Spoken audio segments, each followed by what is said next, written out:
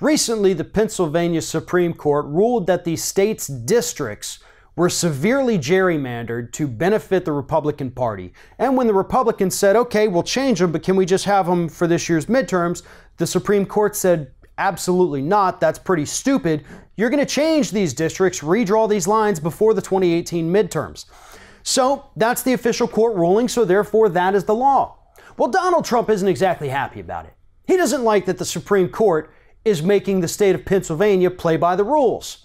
He doesn't like that the state of Pennsylvania wants the voters in that state to have people representing them that actually represent them. So Donald Trump took to Twitter, as he always does, and he told Republicans in Pennsylvania to not follow the orders of the Pennsylvania Supreme Court. He said, do not redraw those lines. Do not listen to them. Do not do this because it's going to benefit the Democrats. Hold the line, folks. Donald Trump literally encouraged Republicans in Pennsylvania to break the law. Now, I'm no legal scholar, but I'm pretty sure that Donald Trump's statement of ignore what the Supreme Court says and do whatever the hell you want to do anyway, break the law, yeah, pretty sure that is illegal. You can't do that when you're in a position of authority over someone else by telling them to break the law. Donald Trump may have just committed yet another impeachable offense here by telling these Republicans in Pennsylvania to ignore a ruling of the Supreme Court.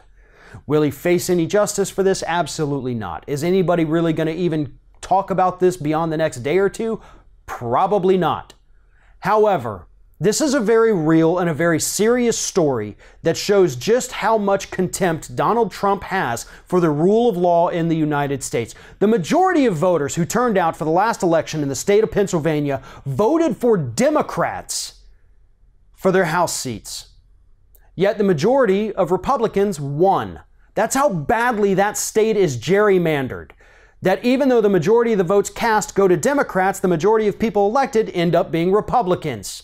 That's by design. That's what the Supreme Court saw. They said you can't do this, and Donald Trump says to hell with the rule of law. I want you to do what I want you to do. Ignore the laws. Do what I say. I'm the guy in charge, and you can't do that. That's illegal. But again, we have such a spineless Congress, spineless Senate, and absolutely a spineless Vice President.